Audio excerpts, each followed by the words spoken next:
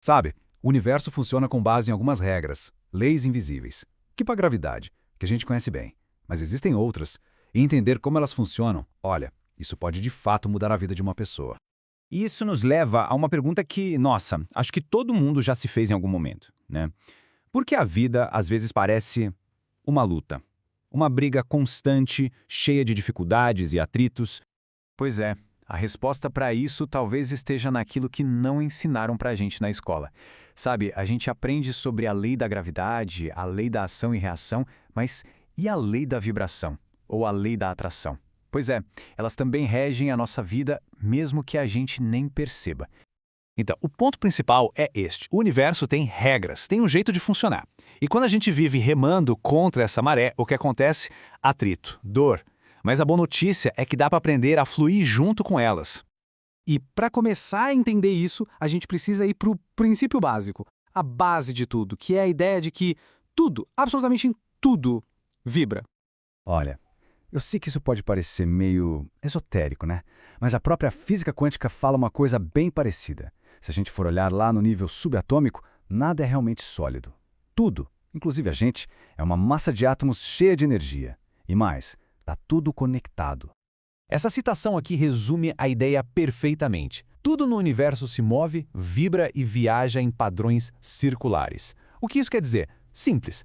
Nada, absolutamente nada está parado de verdade. Ok, mas como é que isso se aplica na nossa vida, no dia a dia? O que isso significa na prática? Bom, vamos começar pelo básico. Os seus pensamentos, eles vibram. E não para por aí não são só os pensamentos. Os seus sentimentos também emitem uma vibração. Cada um deles tem uma frequência de energia única. E é aqui que a mágica acontece. A conexão poderosa. A sua realidade responde a essa vibração. Aquilo que você emite volta para você. Essa é a grande sacada, a base de tudo. Tá bom, se tudo é vibração, a grande pergunta é como a gente usa isso de forma consciente? Como a gente pega o controle disso? A resposta está no que a gente pode chamar de as ferramentas do Criador. Pensa nisso como um processo, com 3 passos bem claros. Tudo começa com o pensamento, que é onde a lei da atração entra. O seu foco atrai energias parecidas. Mas claro, só pensar não adianta, né? Aí vem o segundo passo, a ação. A lei da ação diz que os pensamentos precisam de um empurrãozinho, de uma atitude no mundo real. E por fim, a gente tem o retorno, que é a famosa lei de causa e efeito, garantindo que tudo aquilo que você manda para o universo, uma hora volta. Tem uma analogia para essa lei de causa e efeito que é, olha, perfeita e bem direta. Se a semeadura é livre, a colheita é obrigatória. Ou seja, não tem como fugir das consequências do que a gente planta, seja com ações ou com energia. E isso tudo nos leva a uma conclusão que é sinceramente muito poderosa. Existe uma lei chamada Lei da Transmutação de Energia. E o que ela diz? Que você tem o poder de mudar as condições da sua vida simplesmente mudando conscientemente a sua vibração. É um princípio universal. Vibrações mais altas sempre transformam as mais baixas. Mas a gente sabe que a vida não é só criar o que a gente quer. É também sobre como a gente lida com as dificuldades, com os perrengues que aparecem. Porque eles aparecem, né? E é isso que nos leva para a próxima parte. Como navegar pelos desafios da vida. E aqui tem uma ferramenta fundamental, a lei da polaridade. Ela é bem simples de entender. Tudo tem um oposto. Luz, escuridão, positivo e negativo, amor e medo. O legal disso significa que você pode transformar uma experiência ruim focando no polo oposto dela. E aqueles problemas que parece que surgem do nada para atrapalhar tudo, a lei da relatividade dá uma outra perspectiva sobre eles. Ela sugere que a gente recebe uma série de problemas com o propósito de fortalecer a luz interior. Pensa nisso, não são castigos, são na verdade testes para a gente crescer e ficar mais forte.